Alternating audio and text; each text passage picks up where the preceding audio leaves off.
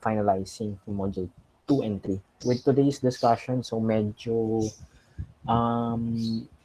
few takeaways lang today since parang magkakaroon tayo ng background or review with um, the area, yung governing or mga documents that we'll be needing for the rest of the SEM. So, yun lang. We'll be getting those documents kung saan tayo magbe-base ng mga sukat ng runways, ng mga laws with the aerodrome management. Um, we'll take a look with these papers and then we'll end the discussion. Malalaman natin yung pagkakaiba ng certified, registered, and yung pinakamababang binibigay ng CAP, which is permit to operate with the aerodrome. So we'll have our attendance first, and then I'll discuss a few things. Just a quick present if you are here. So this is section 424. Let's have Africa. Gila, Present po. Aliguin, Present po. Arroyo, Present po. Bacar, Present po. Velosa, Capilla, Ringal, Present po, sir. Seniza, Cruz, Present po, sir. Ubos, Present po, sir. Quezon, Del Campo, De La Cruz, Eleusida, Ay, sir. Sir, present po. Sorry. Ginaglag po ako. Anong surname? De Ocampo po. De Ocampo, thank you. Espiritu, Radi Noel, Radi Rafael,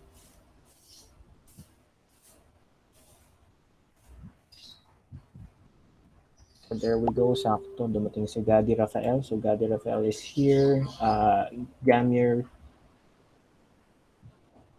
Boengo, Herrero, Jigwit, Carl Hugao, Present po. Ladaga, Lim, Present po, sir. thank you. Lim, Present po. Madria, Present po. Magadia, Naig, Present po. Manuel, Present, sir. Morales, Polorosissimo, Ruth, Ortiz, Panganiban, Present, sir. Pontanares, and Santos Nicole. Okay, thank you. Let me see. So we got Magadia and Herrero. Copy and noted on that. Magadia and Herrero. There we go. Okay, let's move forward. So as I mentioned, kanina, we'll start a few points. I'll be discussing, so may mga questions sa akin with the activity. By the way, to remind you, yung activity natin last week scheduled for Friday, yung sa Google Forms, may mga hindi pa nagsagot. A few people, maybe around or less than 5 naman. Please be reminded to answer the activity. I left it open, but you will be considered late. That will be, I'll be processing a 10% deduction with your score due answering it outside the said time. So yan, please answer. Since wala rin si Ruth dito, I guess please remind on your group na lang to answer yung mga hindi pa nagsasagot. Okay? Para at the end of the prelim, wala tayong problema and hassle for everyone. Majority naman nagsagot. And a few questions I wanted to elaborate. First up is this one. I'm presenting a picture on your end. So there we see a runway, and I would like to clarify yung runway lights natin, specifically with the center lights. So please be reminded that the center lights, so there's my cursor on your end, as you could see, actually mukha siyang yellow, but it's not yellow, this is white. Center line is white. Naka-offset yan dun sa center line markings. You can see the markings here visible pa. Medyo blurry yung picture. Sorry, I tried to find a much decent picture, a high definition one, but I can't find something to present na mas maganda. Anyway, so now, as you can see in slides natin, naka-offset yan, may sukat, may distance, and it's white all throughout, almost half of the runway. I can't, I don't have the exact measurement, but it's almost white.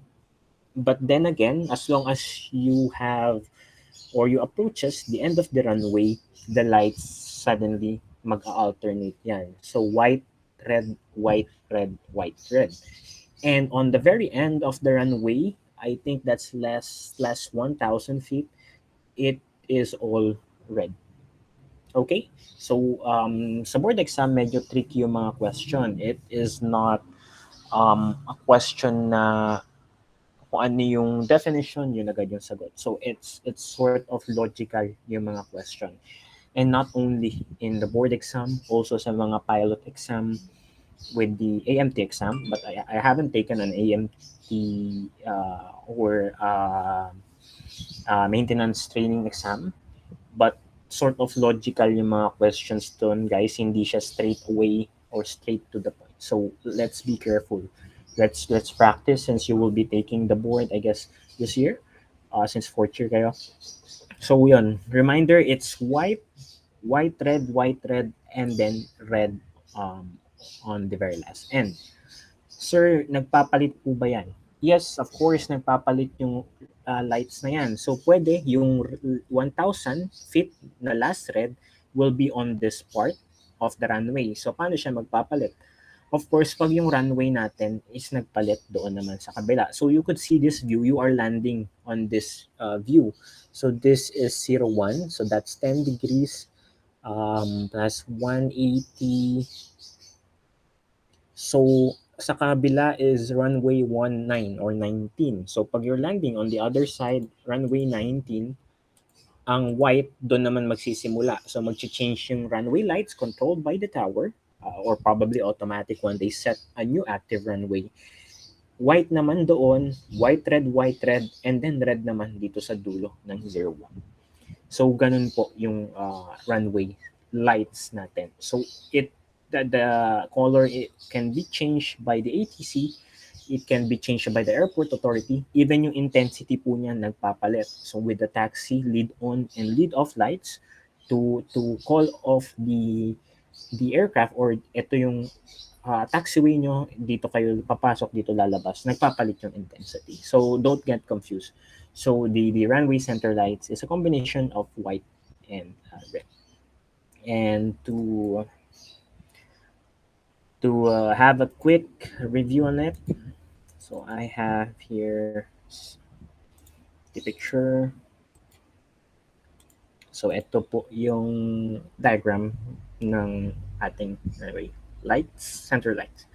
So as you can see, yan, mag-start siya ng white, and the last 3,000 feet pala, magwa-white, red siya. And then doon sa last 1,000 feet, magfo-full red na yung ating runway lights. Sir, what is the main consideration? Bakit ganun yung ating runway lights? Of course, it's a guide, a visual guidance for the pilot. Na the runway is ending, you need to tap in the brakes. You need to pull on or to secure yung spoilers and the thrust reverser. Since hindi naman lagi spot on yung landing natin, hindi naman pag inisip ng piloto, spot on gusto ko sa threshold, ando na. So we have a lot of factors taking in consideration when we land an aircraft. Most especially pag may tailwind tayo, pag may tailwind, either gusto mo mag-spot on when you pull down the throttle, magko-continue mag-glide yung aircraft. in the runway. And those lights can be a guidance na malapit ka na sa end of the runway. You need to go around. We have a standard rule. If you consume already yung 1/3 of the runway um, uh, on landing, so kunyari, idle ka na ng throttle, however, nag-glide ka due to probably overspeed, tailwind, good environment consideration with the engine, so mag-glide ka. So these lights, so kunyari, natanaw mo, white red na, natatanaw ko na yung white red. So it is a cue to the pilot na I need to go around. So I'm halfway past the 1/3. Kasi this is used sa night operation. Ibang-iba ang mga consideration natin when we have night operation. So yun lang naman yung gusto ko point out. It's white and red for the runway center lights. So any questions so far? If wala ng question, we'll move on with our discussion. A very short discussion today. Let me pull out my slides. Give me a few minutes.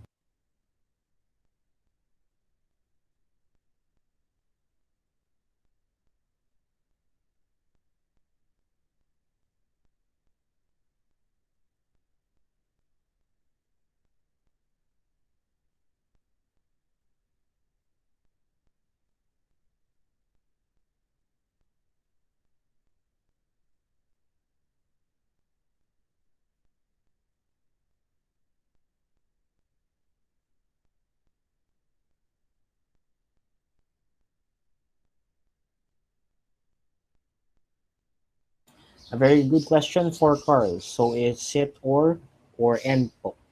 So it is and. So lagi silang magkasama. Either mag-change tayo ng active runway, it's white and red. So it's not or. So hindi siya all white or all red. So it's white and red every now and then. So nalilipat lang. So yung pwedeng yung red yung nandun sa kabilang dulo, white yung nasa harap ng kabila. Pag nag-change, vice versa. So it's white and red. Thank you, Carl. Very, very good question. And thank you for remembering the question we have on the Google form. So moving forward, so yun, we have our discussion today. It will short discussion on the application of standards to Aerodrome, kung saan tayo nagre-refer ng mga information natin on having an aerodrome or an airport. So technically, this is or this document will be or most commonly na encounter siya ng aerodrome operator or the company, the management, or the government doon sa nagpa-facilitate with the aerodrome. So hindi siya more on with the airlines. So it's more on with the regulatory body, the CAAP, and the aerodrome operator. We'll just skim through the documents since yan yung mga documents, yun yung magiging reference natin throughout the whole semester. So we will have a few topics here: legislative background, applicability, changes to standard, studies, mga reference code. We'll take a look on the table, expansion natin with future larger aircraft, non-instrument, and defining non-instrument and instrument runway, and precision and non-precision runways. And we'll have specific procedures for aerodrome operation. So as I mentioned, we'll focus today with documents. So as you could see on your slide, we got the legislative background and applicability. So our local, sir, kapag morning operation, may lights pa din? Wala po. Wala pong lights with morning operation. Magbabago na lang if magkaroon ng visibility problems doon sa airport. But usually, pag morning, maganda kasi ang weather pag morning, our lights are off. And it's upon the discretion of the aerodrome operator or the ATC. And moving forward, um, thank you question for Lawrence. Applicability and background. So yun, we have our local authority with the CAAP. So they are responsible with the aviation law regulating sa country natin with the Philippines. And CAAP is required and formed under Republic Act 94-97. I guess alam nyo na yan with your air laws and take a note on that since it's minsan lumalabas yan with the board and it's under or the title of this Republic Act is Civil Aviation Authority Act of 2008. And this authority or CAP exercise yung safety or they oversight yung safety function ng ating mga aerodrome. This is upon us being the being a member state ng ICAO. So ang ICAO po is under ng UN. So under tayo ng UN and the UN has an organization, International Civil Aviation Organization, the ICAO, providing yung mga standards we have to put up on your or to put up per country. So it's not mandatory but it is the overall basis per country na member ng ICAO. So each contracting states undertake to collaborate yung highest uniformity, pagkakapareho ng ating mga regulations, standards, procedures, and mga organization in terms of our aircraft, personnel, airways, and other auxiliary services. So the Civil Aviation Authority of the Philippines, or CAAP, have two documents, main basis natin for aerodrome ito. So number one is yung own law, legislative law natin with the aerodrome from CAAP. So that is the Civil Aviation Regulation Aerodrome. So ito yun. The documents or the document you have there. So we got the Director General here, Captain Si Jonko. I think he is still the Director General for CAAP. And makikita natin dito yung mga nilalaman on the right-hand side ng document na yun. You have, of course, aerodrome certificate, manual, mga obligation mo as an operator. We also have a few wildlife hazard management and yung safety application. So dito papasok yung operator kung paano siya mag-a-apply doon sa CAAP as an aerodrome, as an airport. So mamaya we'll elaborate yung pagkakaiba ng aerodrome certificate, yung certified aerodrome, registered aerodrome, and yung permit to operate lang. So tatlong kinds yan. And CAAP have this certification, registration, and permits to provide yung overall safety nung airport natin. So kung nandun ka sa higher up, certified, mas mataas ang safety niyan, and pababa to permit to operate. Moving on, changes to standards. So this is the one written on your module, self-explanatory. You could read it on your own. Takeaway lang with this changes to standard is yung another document. As I mentioned nga, we have what we call SARPs or Standard Recommended Practices mandated by the ICAO and under the UN as our state is a member of a UN or the UN. And yung standards, so kung dito sa car aerodrome, nandito yung governing law and application ng aerodrome for the CAAP. Andito naman sa next document natin, ang tawag dito is MOS, aerodromes ng CAAP. Andito yung mga manual ng aerodrome. Dito papasok yung mga manual. So andito yung mga sukat, dimension, visual aids, restriction. So kumbaga andito yung technical description ng ating aerodrome. With the first one, andito yung medyo management and laws concerning with the manual or MOS ng aerodrome. with this document, dito na tayo papasok as engineers, and this, since andito na nga po yung mga technical description. And saan po nakuha ng CAAP itong MOS? So the MOS is used, or a mechanism used by the CAAP to monitor or to meet yung responsibilities dun sa safety ng aerodrome. And this document has detailed technical requirements, as I mentioned, for the aerodrome safety standards.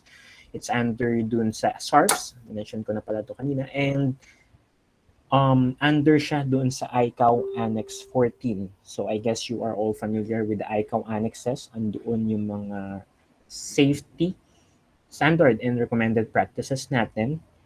And dun sa Annex 14, nakaspecify yung aerodrome. So doon kinuha or hinarvest ng MOS aerodrome ng CAAP yung mga detailed numbers, detailed technical specification doon sa aerodrome. And more on konting alteration na lang ang ginawa nila. Since hindi naman lahat ng nandoon sa ICAO Annex 14 is applicable sa per country. As I mentioned, hindi siya required, but it is a standard na maging basis natin to provide uniformity as a member of the ICAO. Sir, ano yung mga example amendments? So, for example, with the ICAO Annex 14 sa Aerodrome, as far as I know, on that annex, meron dong de-icing or mga rules sa de-icing facilities sa isang airport. However, wala naman tayong de-icing facility sa Pilipinas since hindi naman nag-snow or hindi naman tayo nag-accumulate ng ice sa aircraft or large icing on the aircraft. So with that, tinatanggal na po ng CAAP yung mga ganong parts doon sa Annex 14 before they have it or they put it up doon sa MOS. So yung mga ganong applicability natatanggal na po. Moving forward, aeronautical studies. So ang aeronautical studies, ang purpose po nito is to present an assessment of any alternative means ensuring the safety of the aircraft operation, to provide an estimate dun sa effectiveness ng alternative and ng recommended procedure.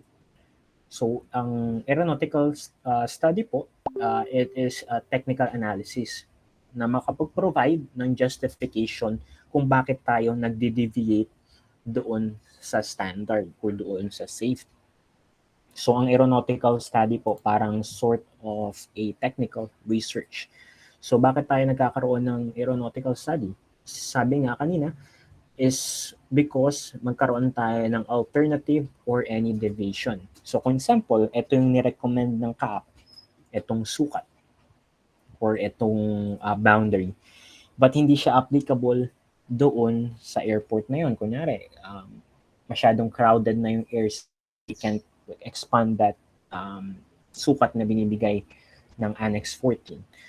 So, kailangan, before we put up ng sukat or deviation less than the minimum standard, kailangan may supporting document tayo. Yun yung doon napapasok yung aeronautical study. So, it's a supporting document for a deviation. So, take a note of that, aeronautical study. Moving on, approval of deviation. So, yun nga. As I mentioned kanina, we provide deviation from time to time due to certain factors. And yung consideration with this deviation, number one is the pilot needs to be aware of potentially hazardous condition since more on, kunyari, yung mga international pilots from international airlines, familiar sila, of course, doon sa standard. So, kaya tayo nag-aeronautical study and to have approval of the deviation for the pilots to be aware na iba sa standard or medyo lumihis sa standard yung procedure or mga dimensions or sukat ng certain airport. And it's the responsibility of the aerodrome operator to publish deviation from standards and recommended practices that otherwise be assumed under a certified aerodrome status. So, responsibilidad ng operator to notify doon sa deviation from the standards. So they will have to put it doon sa Aerodrome manual. We'll take a look on that later. And to notify CAAP. Si CAAP naman, mag-i-issue siya ng mga papers. We'll also be discussing yung mga kinds of papers na i-issue nila. But I guess yung most familiar kayo na paper is yung NOTAM. So NOTAM yun yung pinakamabilis na notification that can be sent out sa ating operation. So usually, it's a part of a pilot's job to review yung mga NOTAMs every flight and every morning. So dito, kunyari papasok sa NOTAM yung mga closed runway, nag-iba yung runway, nagkaroon tayo ng deviation, may maintenance dun sa runway, dito yung magsisimula yung threshold and stuff like that. So, responsibilidad ng operator to notify the authority yung mga deviation. Exemptions to standard and conflict with standard. So, ayun nga, as I've discussed, dito papasok si aeronautical study since magkakaroon tayo ng deviation from the standard or conflict as mentioned. And yung mga standard na to and procedure under Annex 14 and under with the MOS. So sa MOS na tayo magre-refer for our country. But we could also refer pa rin sa Annex 14 since yun yung main basis natin. But with the government law, prescribed law, doon tayo sa MOS na. And yun, we need to comply this and any conflict with the standard, as I mentioned nga, notify with CAAP. And as you could see here, nabanggit na yung Aerodrome manual. So you have to put it up or the operator must record it on the Aerodrome manual unless CAAP approves an alternate recording process. But usually, ang standard process will be on the manual. So any exemption and any conflict will go on the Aerodrome manual. And mamaya we'll discuss kung ano yung mga manuals na to. Moving forward into our next slide.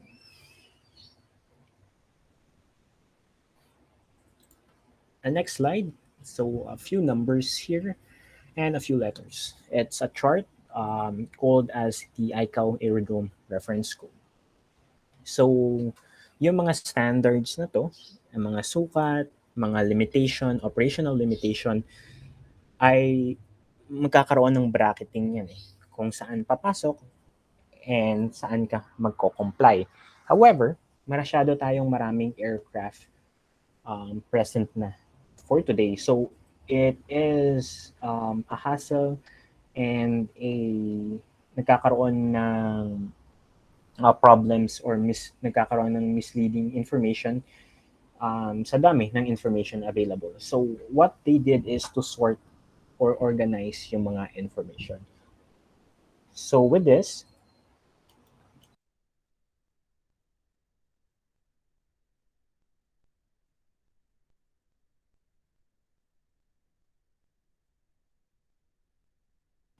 sorry for the interruption. So, with this, ang ginawa ng CAAP and ng ICAO is to have a methodology of using a code system, the Aerodrome's reference code, to specify yung standard ng individual aerodrome facilities suitable with the aircraft. So, ginroup nila yung range in terms of performance and sizes. So, self-explanatory naman to. So, we have the code element 1 and the code element 2. In the code element 1, we got 1, 2, 3, and 4. So it is provided based on sa aerodrome reference field length. So you got the numbers here per code. So sir, ano po yung aerodrome reference field length? It's the minimum field length required per aircraft to have a maximum takeoff mass at sea level. So aerodynamics, we have sea level. So yun yung standard basis natin to have this aerodrome reference field length. So it is at sea level and at maximum certificated takeoff mass. So full weight tayo and at the lowest altitude to get this. But don't get confused. Hindi po to determination ng, or it's not for the pilot to to determine yung mga factors dun sa operation ng aircraft. It's just a reference code or grouping system, kaya maximum to and at sea level.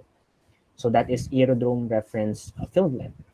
On the code element 2 naman po, andyan yung wingspan and yung OMGWS.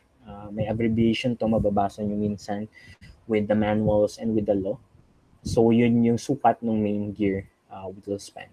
And we got the wingspan here kung gaano ka lapad yung ating aircraft.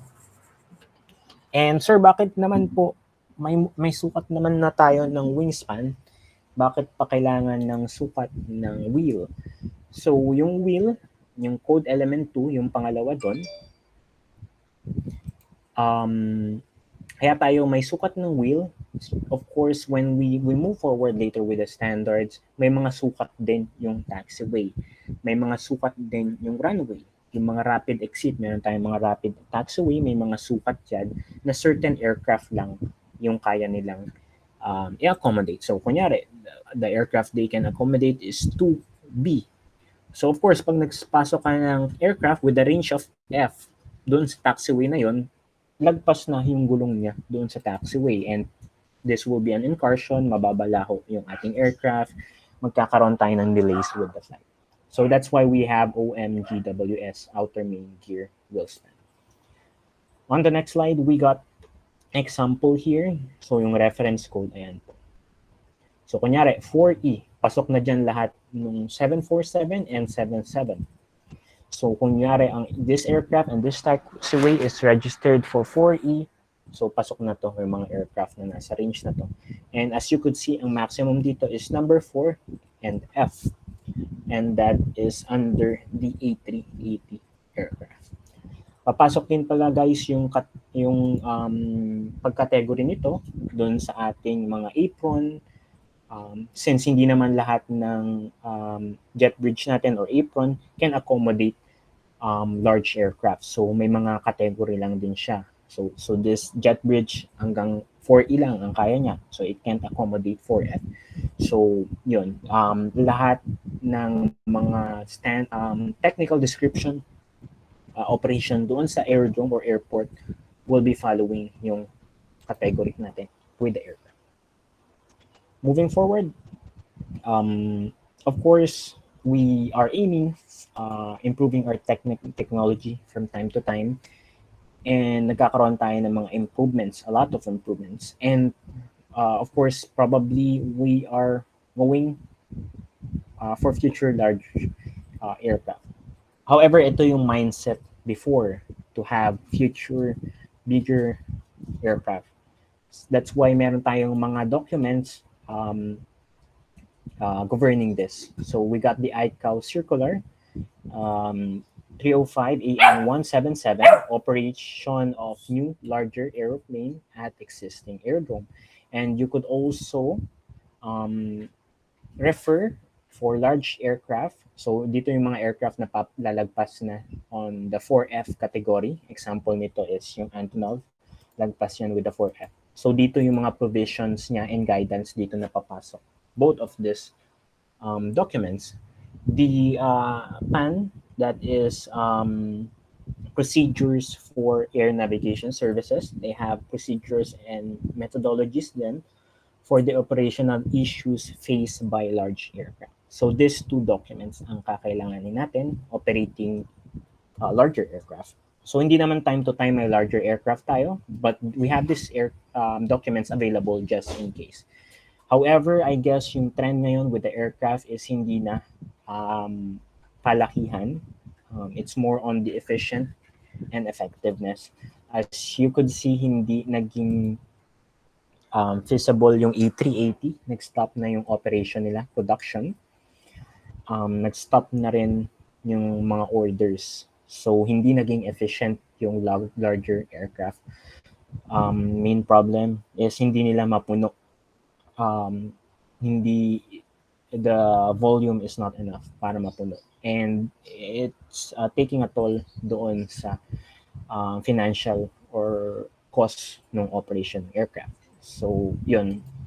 Hindi naman tayo dito papunta with the larger aircraft. Moving forward, non-instrument and instrument runways. So we are classifying runway as non-instrument. So ito yung visual VFR lang for that runway. So typically with airstrip, um, available lang for VFR. And then moving forward, we have instrument runway. With the instrument runway naman po, meron tayong non-precision and precision. With the non-precision runway, ito yung mga runway with an instrument approach. However, ang binibigay niya lang is lateral guidance. So ang guidance na binibigay niya is left to right on a pilot's view.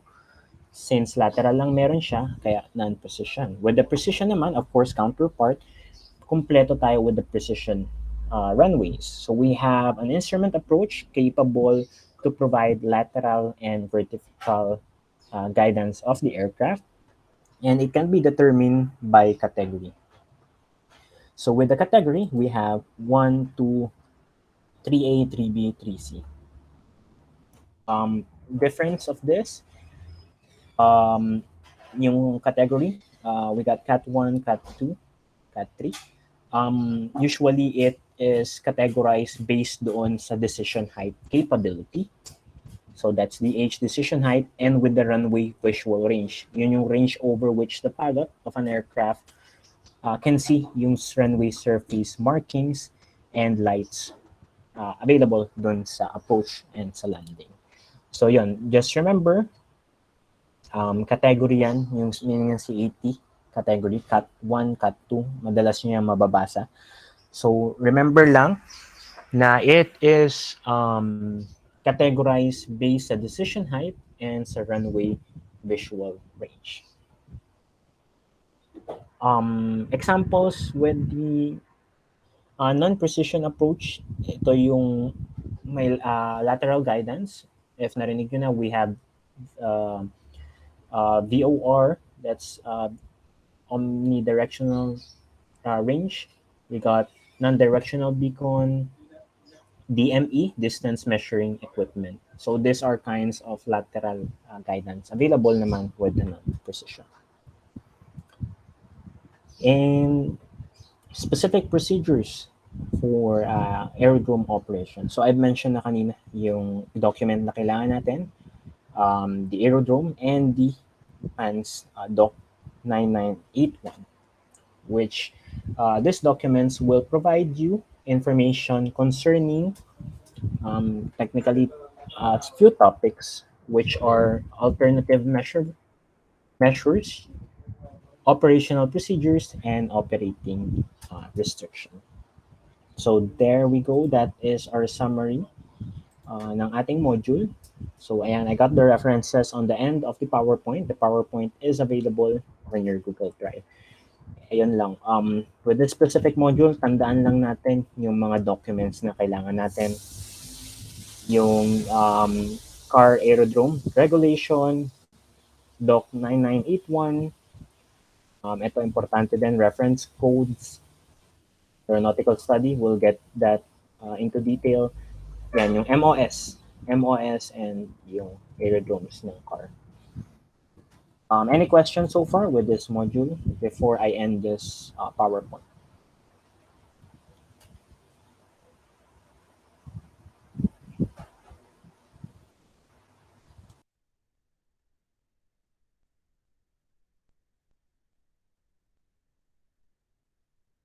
Okay, I guess wala nang questions. So let's have a 5-minute break. I'll pull out lang yung ating next PowerPoint, then we'll start again. I'll come back at 12:26. We'll start again. Have a quick break. Thank you.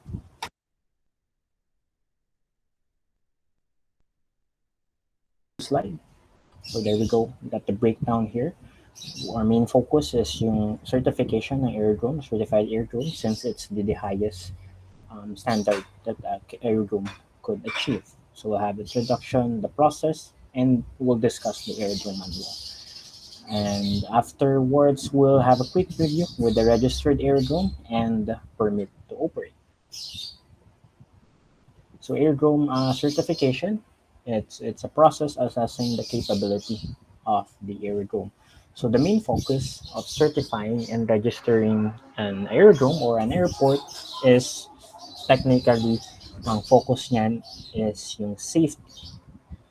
So the state of minimizing yung risk natin.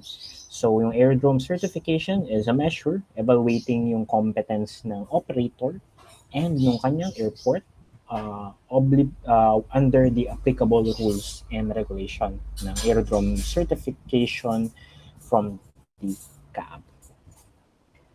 So it's an obligation also of the state of our country to comply with the Annex 14 na mag-provide tayo ng certification with aerodrome and registration ng aerodrome.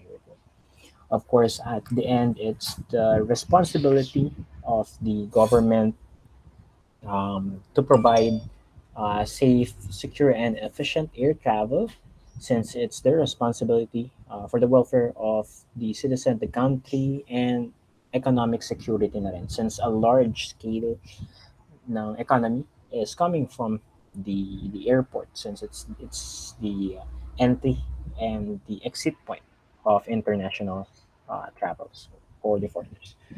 And with the government, so yun nga, we have the aerodrome certification under the car aerodromes, yung kaninang diniscuss natin na document.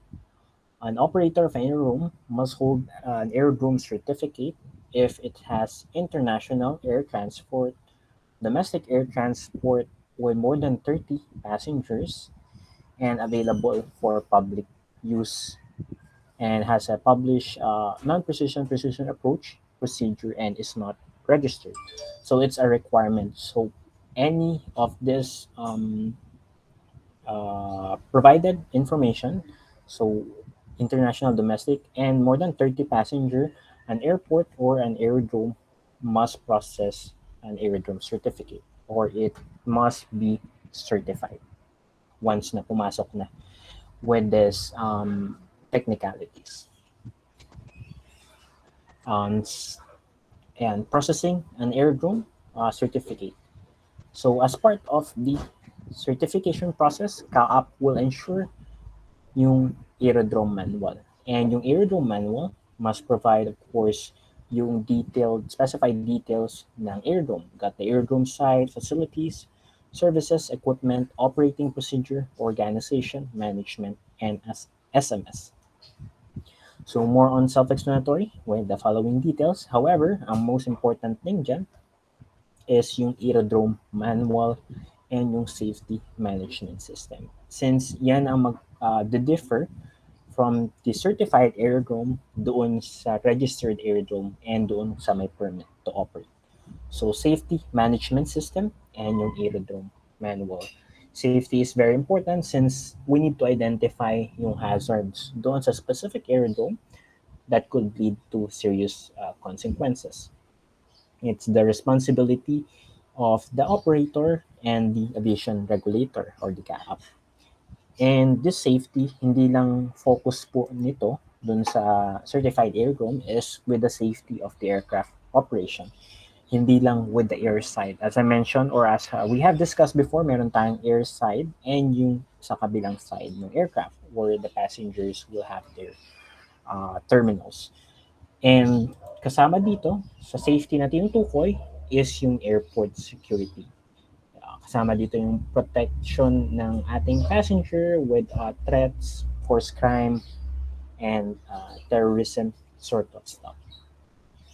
So, of course, example, with the NAIA before, we have an issue with the 10 Imbala. If naabutan niyo yung kalakasan yung issue na yun, a lot of foreigners was a victim. And that includes doon sa safety ng ating aerodrome. Yung mga ganong threat, not only on the operation of the aircraft. So the safety management system naman, a new word here, is a systematic approach of managing safety. It should have an organizational structure, accountabilities, and policies and procedure mandated by the ICAO. So if you want a certified aerodrome, you should have a safety management system that will follow yung standard and recommended practices ng ating ICAO. So take a note, with the framework of safety management system, usually that is 5 parts. We have the policy, safety policies. So dito yung mga detailed policies natin, general principles, naka-outline lahat. That's number 1, safety policy on the SMS system. Second is yung planning, kung paano natin i-implement yung safety management policy na meron tayo. So that's second, safety planning. Next is safety assurance. So hindi lang basta ma-implement natin yung policies, but also masustain natin yung policies given doon sa SMS. Fourth is yung improvement. Of course, not only sustaining the policies, but to provide an evaluation process kung ano yung hindi effective and ano yung effective or sobra naman. So we have a safety improvement. That's the fourth thing. And lastly is yung safety culture.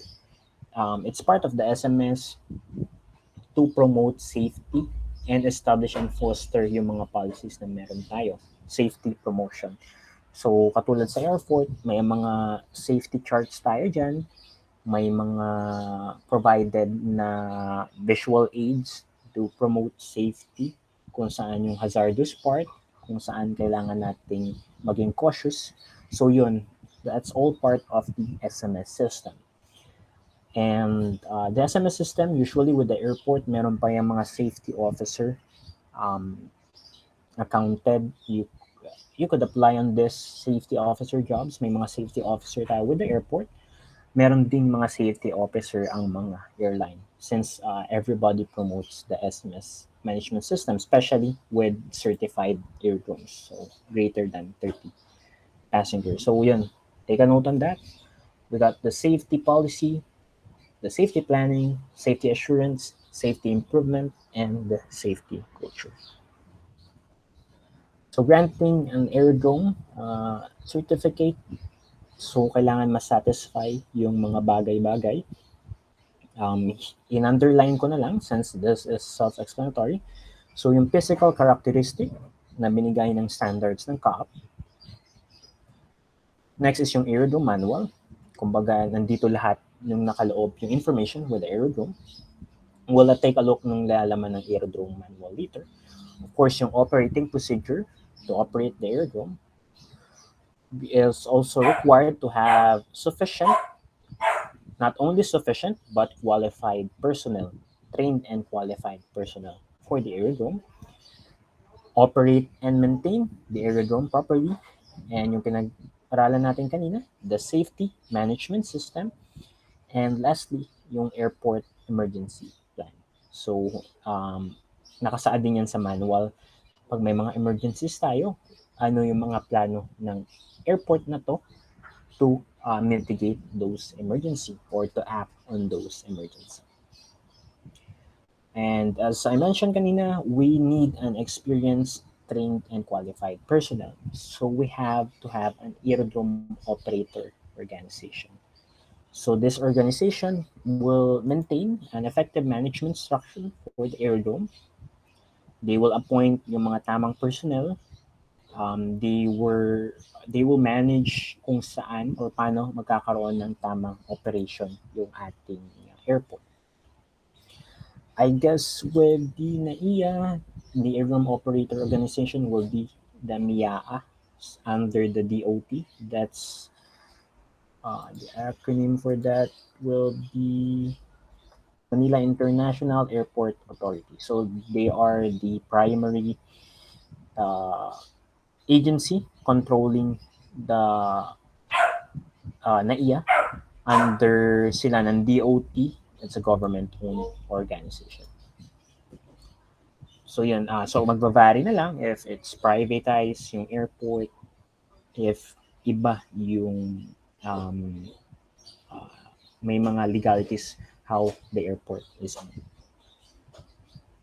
Amendment of an aerodrome certificate. The CAP should provide the requirement of the MOS has been met. Amend on aerodrome certificate when there is no or there is a change in ownership or management. So kailangan notify natin si CAAP and baguhin din natin yung or i-amend yung aerodrome certificate. Change in the use or operation of the aerodrome, change in the boundaries of the aerodrome. So magkakaroon tayo ng amendments yan. And pagka nag-request yung may-ari o yung holder ng certificate ng amendment. So pag may mga pagbabago siyang gusto niyang i-amend in details. So ito, dito papasok yung amendment ng ating aerodrome certificate. Next stop is yung continuous validity ng aerodrome certificate. So usually, with the aerodrome certificate, once na na-issue po yan, hindi nyo na po kailangan i-reapply yan. So it's not like a car registration na you need to apply from time to time per year, may expiration. So with the aerodrome certificate, continuous yan. So kailangan mo lang i-maintain yung napagkasunduan, details with the standard and with the aerodrome manual. And mostly, ang chine-check ng CAAP din is yung SMS, yung Safety Management System ng airport mo to maintain the safety. As I mentioned nga, kaya tayo nagka-qualify, nagkakaroon tayo ng certified, registered, and permit to have a qualification doon sa safety. So, ang kailangan i-maintain is yung safety. So, yung safety management system. They have an assessment here or a checklist. This checklist provided when they had to check the SMS system ng isang aerodrome. So that is the safety management system. And you could take a look on the Appendix E ng checklist. So medyo mahaba siya to discuss. It's really a checklist. May mga level siya that need to be circled out pag magkakaroon ng check si CAAP with the aerodrome and with the implementation of the safety. And this one, it stands for SMS Acceptance and Surveillance Program. So SMS, Safety Management System, Acceptance Surveillance Program. So that is, or yun yung nilalaman yung checklist. It provides safety policy at accountable management committee to check the committee, yung objectives kung nasusunod, yung performance, hazard identification, risk management, and a lot of things. So medyo mahaba yung checklist na to. Around 10 chapters and then may mga levels siya. So parang pag nag-evaluate kayo ng instructor or nag-evaluate kayo ng service nyo with a fast food chain, may mga level na kailangan nyo i-circle kung satisfied or not. So doon na provide yung continuous validity ng isang aerodrome or certified aerodrome. Next up is yung aerodrome certification process. So we got the aerodrome certification process here. So this one is from your module. Really good representation ng proseso to have a quick background kung paano ginagawa yung proseso. So it contains 5 phases. We got phase 1, initial certification. So dito yung pagpasa ng mga application, ng mga manual available na, yung mga papers process. Next is yung review and yung acceptance nito. Since kailangan nag-a-agree si CAAP, yung regulatory body, and yung aerodrome operator.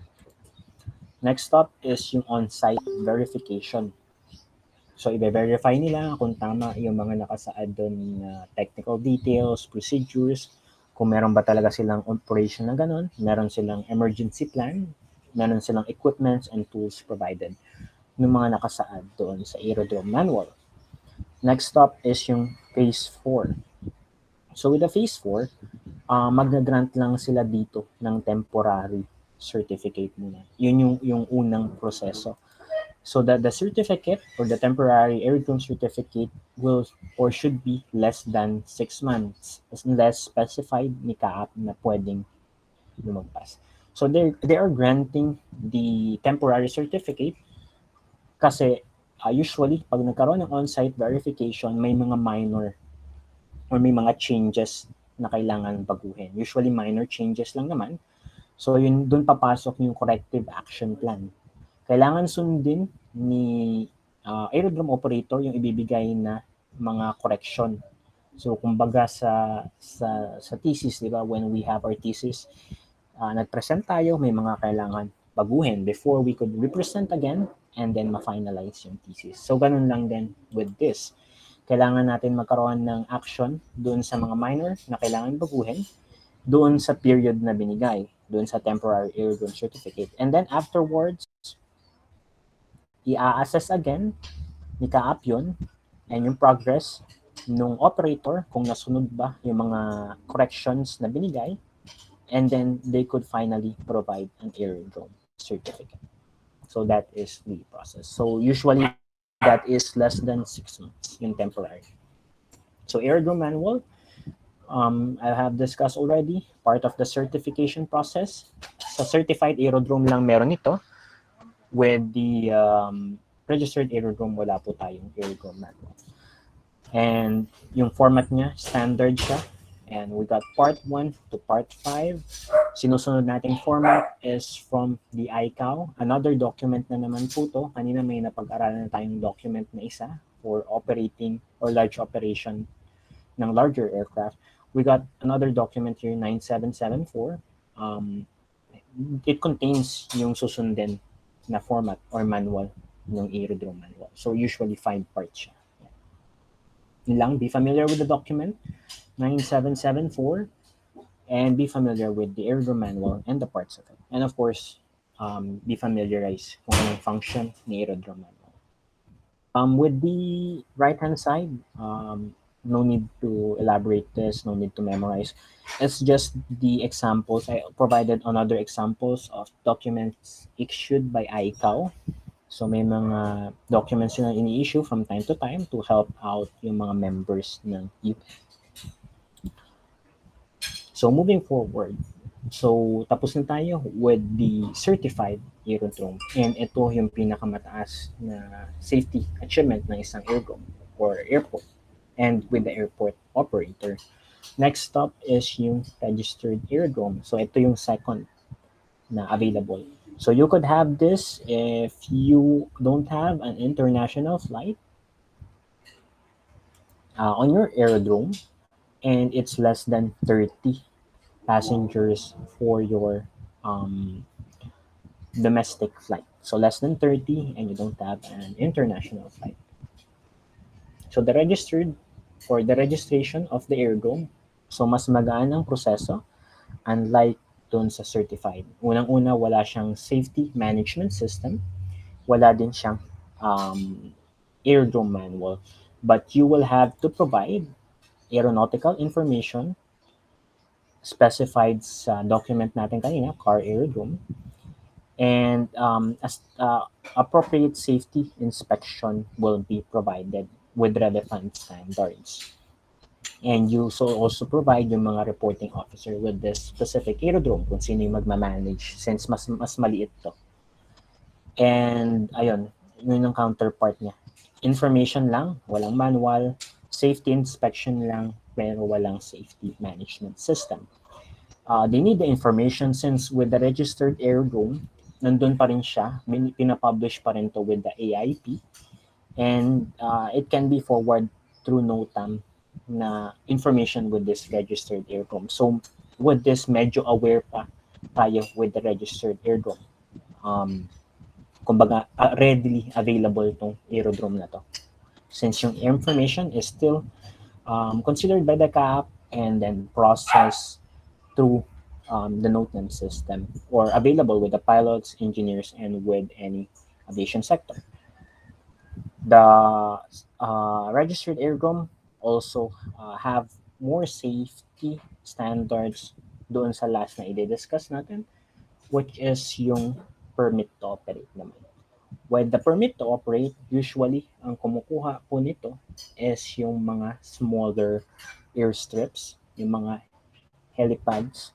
So usually, yung mga gantong permit to operate, ang kumukuha nito is yung mga private operation. So kunyari, gusto mo magpatayo ng sarili mong airstrip, gusto mong patayo ng sarili mong helipad, and you still want it to be within the standards, you should apply the permit to operate. So this is less than 10 passengers. And as you can see here, granted privilege by the top to applicants operator of aerodrome and heliport who meet the minimum standard and requirements prescribed in this manual. Yung manual na tinutukoy is yung MOS kanina na napag-aralan natin. So that is the last one. So yun lang, tatlo lang ang category natin. That is certified aerodrome, registered aerodrome, and the permit to operate.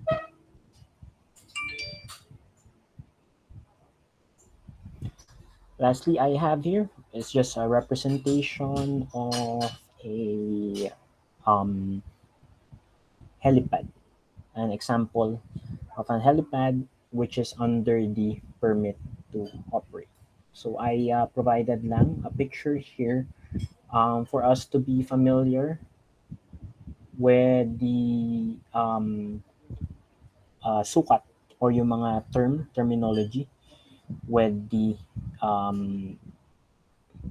helipad. Since with the permit to operate, may hiwalay doon for the rotary wing aircraft, and just for you to know yung pagkakaiba ng tatlong sukat. So we got this a TLOF, FATO, FATO, and the safety area. So yan, that's the three primary things you could consider or you should consider on making a helipad. So pretty self-explanatory as you could see naman with the diagram. So it's just, it goes larger with the space.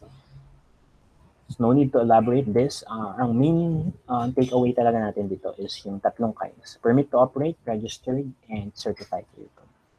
So I'll be ending our discussion. So this is the last part of the module 3. We'll be finalizing module 4 next week. So for Friday, asynchronous ulit tayo. I'll be sending route na lang ay activity again that you need to comply. Yun lang guys. Thank you. Have a good day. Have a good lunch. See you again later with our 422 class. Thank you guys. Eat well. Thank you very much po. Thank you po. Thank you po. Thank you po, sir. Thank you po, sir. sir.